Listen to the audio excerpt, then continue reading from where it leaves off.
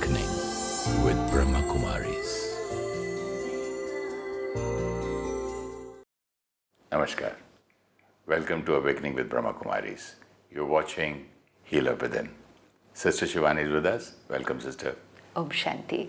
Om Shanti, sister. In the last episode of Healer Within, we were speaking about knowing ourselves and qualities. I was just thinking, if we know ourselves, then where did these two words come from? Inferiority complex, superiority complex. Like we saw, people will know us through their perspective. Right? That we understood. That each one will see me through their filter. And this filter will be the filter of their sanskars, their personality traits, their nature, basically. If you take a simple word, I will see you through my nature. Another person will see you through their nature. So once I see you through my perspective of my nature, what I will say about you will be different from what another person will say about you. And that's why we will have different people saying different things about us. And that's now, who is true monk? Yeah, we don't know who is true, right? So that's why we said we can't keep going high and low depending on what other people have to say to us, because they're seeing us through their filter. So who will know me best will be me, myself. But now, for me to know myself also, I will have to first check my filter. You see me through your filter, I see you from my filter, and I see myself from my filter. Absolutely. And what is this filter? This filter is my nature, my personality traits. In Hindi, a very beautiful word, sanskars, which has been created over a period of time. It could be many, many years. It could also be many, many births. A simple example, let's say when I was a child, if people around me said, "You're too slow. You can't do anything properly. Look at your brother or your sister, they're so good." Now, as I kept hearing this about myself, I created this image about myself. So now this became my filter. Now, I can be 20, 30, 40, 50 years old. I continue to see myself through that filter. Now, even if people around me are saying, "No, you're very good. You're able to do it. You can do it better than most of us. Come on, do it." I will say, "No, I'm very slow. I can't do it. I'm no good. Whatever I try, I make mistakes." This is not the truth. But this I'm saying about myself or feeling about myself because I am seeing myself through the filter of my nature or my personality traits which I've created over a period of time. Let's say, for example, I have a personality trait of criticism. Then I will see myself through that filter of criticism and I will be very critical about myself. If I have a filter of doubting, then I will see myself also through that. Okay, no, I cannot do it. I'm no good. So even when I have to see myself, I have to check my filter.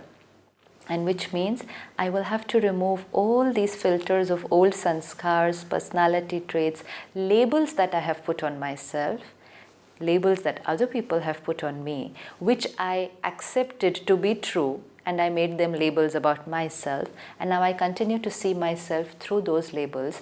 I will never see my true self. And so, like I should not believe everything that other people say, I should also not believe everything that I think I am, till I'm able to clean all these labels and go down to that absolute core. And what is that core? That being, not all the labels. Because all these labels over a period of time are the cause of a lot of my pain today. Because any of the emotions that we've been talking about, all our negative emotions, stem from one emotion, and that is ego.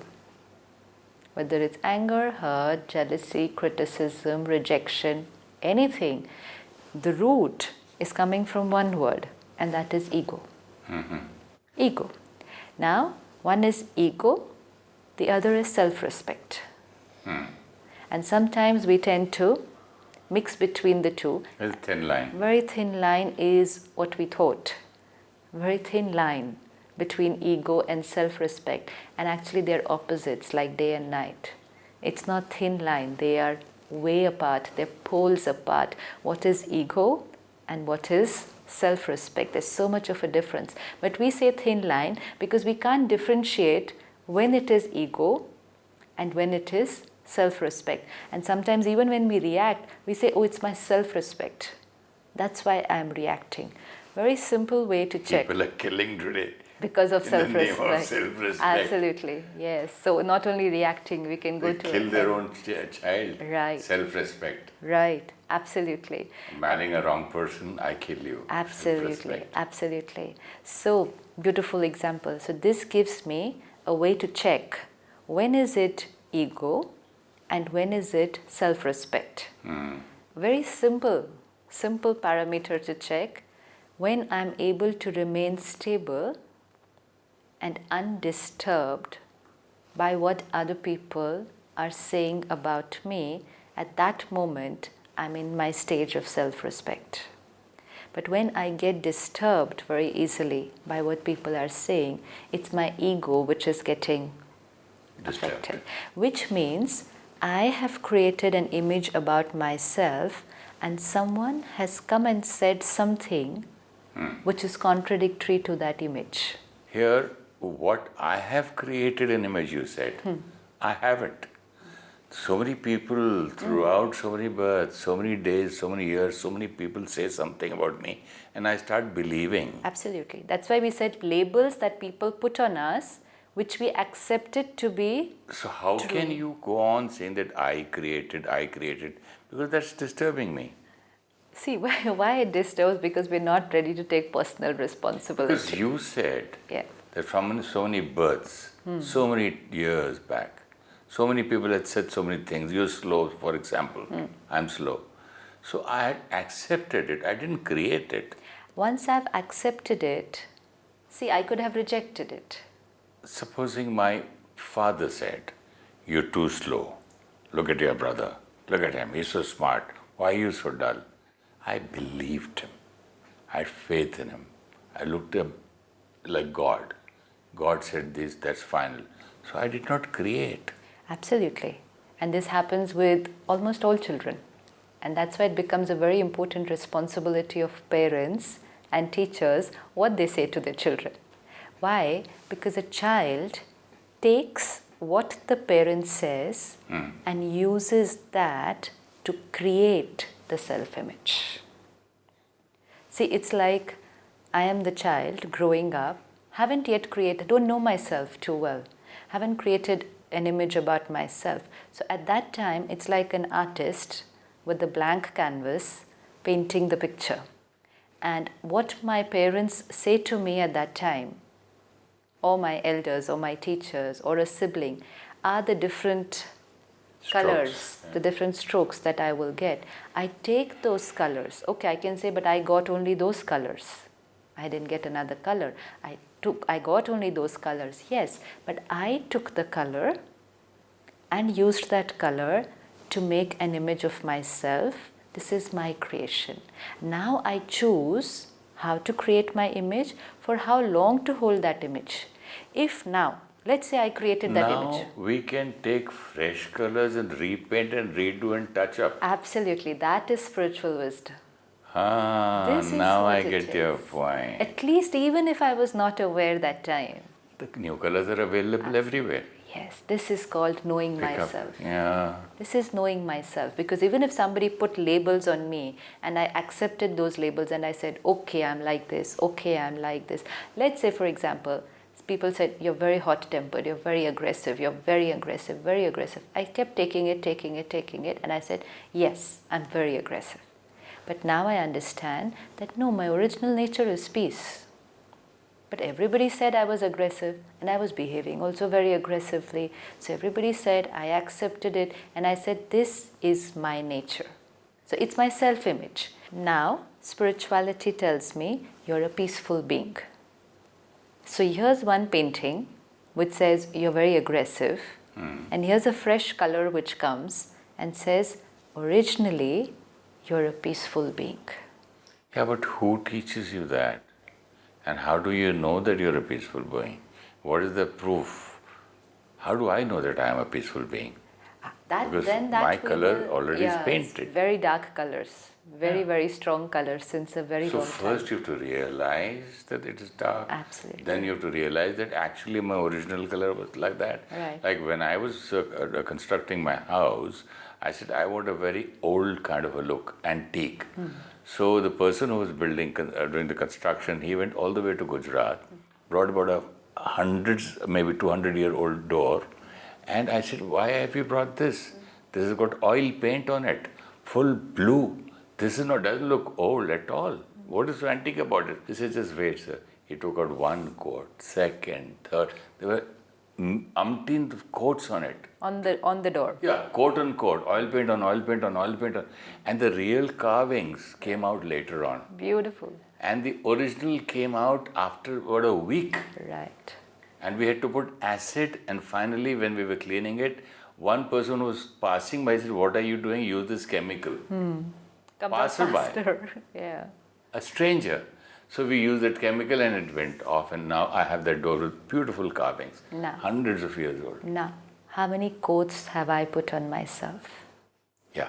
Coat after coat after coat after coat, and so many coats that the original color, the original design is nowhere to be seen. It just doesn't show. It doesn't show to such an extent that I'm not even... door itself doesn't know Absolutely. its originality. Absolutely. Even if someone had to tell me, this is not you, this blue color paint is not you, originally it's very intricate carvings, I'll say no. It's blue color because this is what shows. You remove the blue color, there's another color below. No, I'm this color. So finally, when do I get to see the original? When I have removed all these labels. Now, all these coats which I have put on myself, these layers after layers. Now, these layers that you're talking about on the door must have been put, what, 7 layers? 8 layers? Yes, 10 layers? 100 years in old 100 door. years. Now, how many layers we must have put on ourselves? Layers and layers. Thousands. Even in one birth, we can put so many layers on ourselves. How? A baby is born. Original. Even if it's the first one. Original, pure, clean. First layer, my name. That's my first layer. This is who you are. You know, today if someone has to say, who are you? Introduce yourself. So what do we talk about? This is my name. This is my family. Profession. My degree. My educational qualification. Where I stay. Maybe which country I stay. How rich my parents are. Absolutely. I belong to a so-and-so family. My caste. I'm a Hindu, I'm a Muslim, I'm a Christian, I'm a Parsi, I'm a Sikh.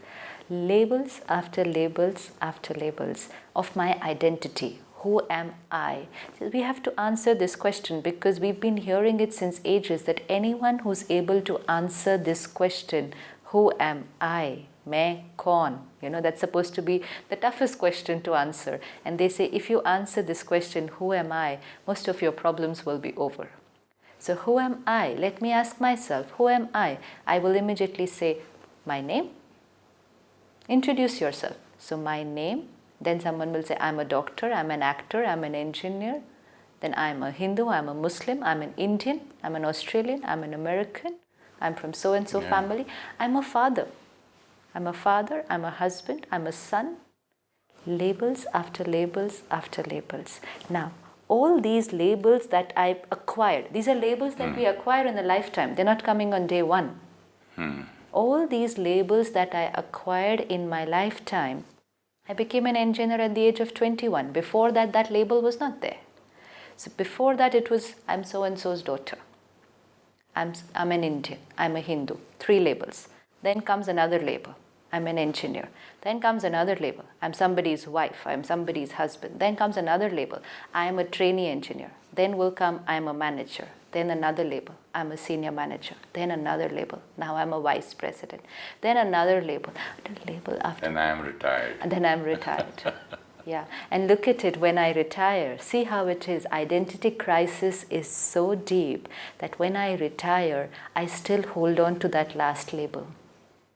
I'm Colonel check so-and-so. Yes. I'm Dr. so-and-so, Absolutely. ex-president, ex-so-and-so. Absolutely. And check anyone's visiting card or the placard outside the house. It will be ex-so-and-so, retired so-and-so. And the retired or the ex will be written very small. Yeah. Why? Because this is who I am. If I am not this...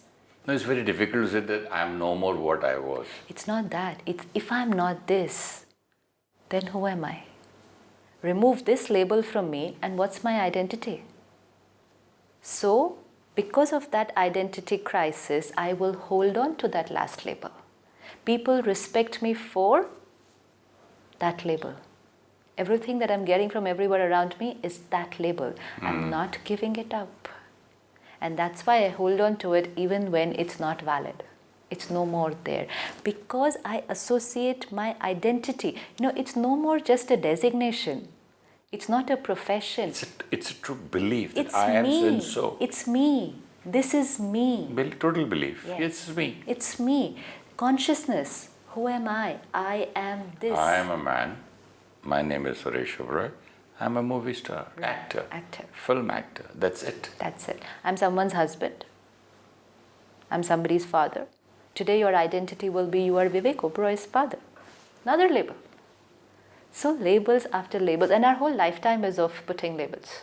They will continue till the last day. New labels, new labels. Tomorrow you will be somebody's grandfather. So a label. New labels we keep on acquiring, and every label that we acquire, we get attached to it. This is me. Who am I? This is me. Now... But isn't this a fact that I'm an actor and I'm a man? Yeah. This is It's a fact. That I am an actor. I am an actor, a man. I'm a My husband. name is so-and-so, and I'll stay there. I'm an got Indian, children. I'm a Hindu. Everything is a fact. But why is it so difficult to say there's nothing wrong in Everything is a fact, except for it's not the fact that I am this. I am this. Let's say the first label. Even these came much later. Like you said, I am a man. Which means the first thing which comes to my mind, who am I, is this. The body. The body, right? So when I say, who am I? The first answer is what I see in the mirror every day. A woman. Yeah, this is I. And yet, the whole day I'm going to say, my head is paining, my eyes are hurting, my ear seems to be giving trouble, my stomach is paining today. I went for a walk, my foot is sprained. Today I'm so tired, my whole body is paining. My hand, my eyes, my feet, my body. I body or my body? Who am I? I am the body, or is this my body? Because whole day I'm saying my body. I'm using my hand to do this. I never say I am the hand. Never, never, ever. So there is someone who is saying my hand is hurting. My body is hurting, which means I'm not the body then. Someone is saying my body. And yet I'm spending my whole life thinking, who am I? I am this body. Identity crisis. I live in India. Yes.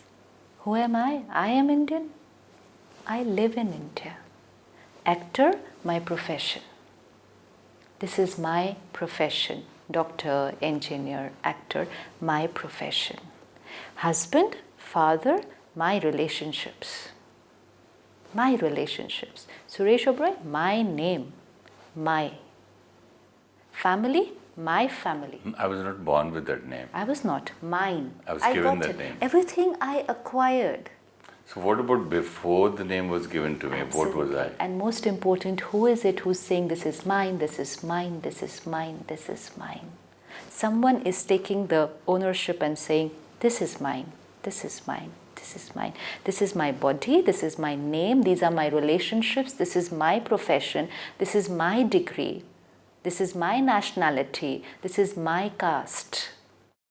All these things which were mine, we just made that little mistake and said, this is I.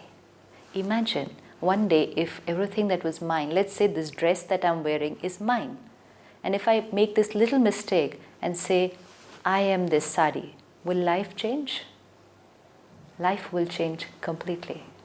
Completely. Because you're not. You're not. And you're going to make mistakes, so many mistakes in the whole day, just because Something wrong happens to this sari, you'll say, oh, something I am happened to torn. me. I am Absolutely. burnt. Absolutely. I am hurt. I am dirty. I am dirty. I am dirty. And then when I look at your dress, and then I will compare myself with your dress and say, you're better looking than me because your dress is better looking than me. Aren't we doing that today? And that's why when we started comparing ourselves with each other, what was it on the basis of? Physical appearance, professions, educational backgrounds, financial status, nationality, caste. And then we found ourselves different from each other. And that's why we had so many barriers. This is ego. Age also. Age also. Elder to you. Absolutely. Younger to me. Who's elder to me? Are you elder to me? No. It's like the dress which you're wearing. Is older. Suppose your shirt. Your shirt is, let's say, 1 year old. And my dress, my sari that I'm wearing is 1 month old. So your shirt is older than me. Absolutely. Very clear. But just because your shirt is older than me, I'm not going to say you're older than me. Your shirt is older than me. Similarly, costume. Someone is 50, 60, 70. I'm 30, 40, 50, whatever. I will So say... it will be so beautiful if I go and look at a little child and say, this child has got a new costume. Absolutely. And when I go for dinner tonight, if I see the waiter bringing food for me, this man with the new, this kind of different costume. Different profession. Yeah. Even profession. Why is the ego there? Who am I? Actor. Actor. Who's he? Driver. Watchman. Waiter. Difference on the basis of profession. Because I thought identity was who I am. Ego. This is where ego was coming. So ego was because of how I look, because of what I earn, what I have achieved, what I have acquired in my lifetime was ego. And ego has a very simple definition: attachment to a wrong image of myself. Attachment To a wrong image of myself. So all these images, who am I? Body. Attachment to the body. Who am I? Name, family, profession, status, degree. Attachment to that. This is me. This is mine. And this attachment was ego. Attachment to a wrong image of myself. Now if someone came and pricked any of these images, when I say I am Indian, now if anyone will say anything about India, I'm going to get very, very disturbed because it's something they have said about my identity. If I am Hindu and now dare somebody say anything about that, and we can wage wars with each other in the name of religion because it's an identity problem. And that's why I am Hindu, you're Muslim, we are different and we are fighting over it. Be fighting over it. We are waging wars in the name of religion only because you and me are different. Just because it was a different way of living.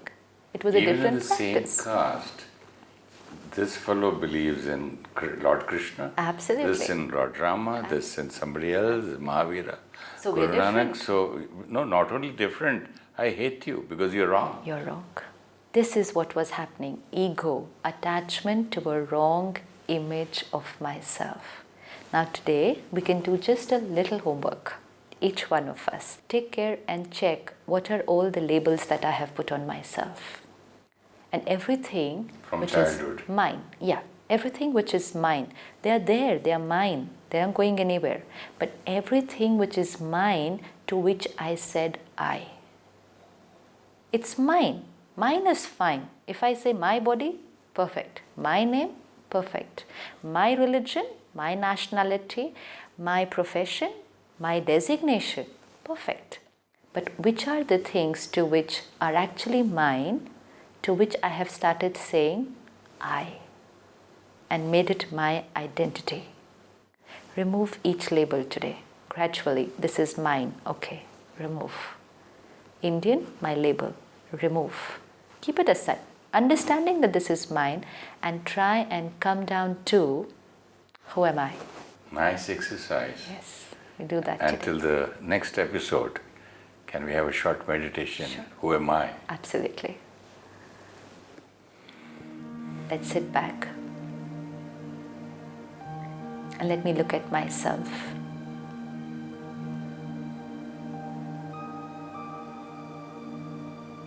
In the last so many years, everything that I acquired, everything I achieved, I made it a label, an identity. This is me. Everything that belonged to me, everything that was meant to be mine, I said, this is I. And as I said, this is I made that my identity. And as I did that, I was moving away from my original identity. I was moving away from the real I. I was moving away from who I am.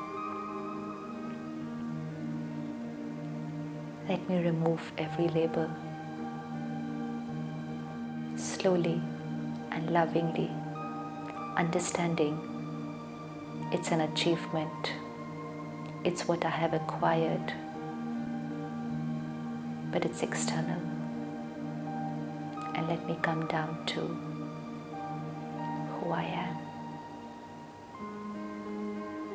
The achiever, the one who got all this. Who am I?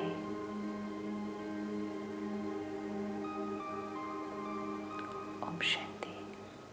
Like others see us through the filter of their sanskars, we also see ourselves through the labels we put on ourselves and through our acquired sanskars. Our name, degree, profession, position are labels that we put on our identity. We use these labels to answer the question, who am I? Ego is attachment to a wrong image of myself. My body, my name, my family, my degree, everything that was mine, we called it I, and we forgot the real I. If you wish to discuss your problem or have a question to ask or want to know your nearest Rajyoga meditation center, write to us at awakeningwithbks@gmail.com or call us on 099 99 744 555. Om Shanti Om. I'm a peaceful soul. Om Shanti Om. I'm a peaceful soul.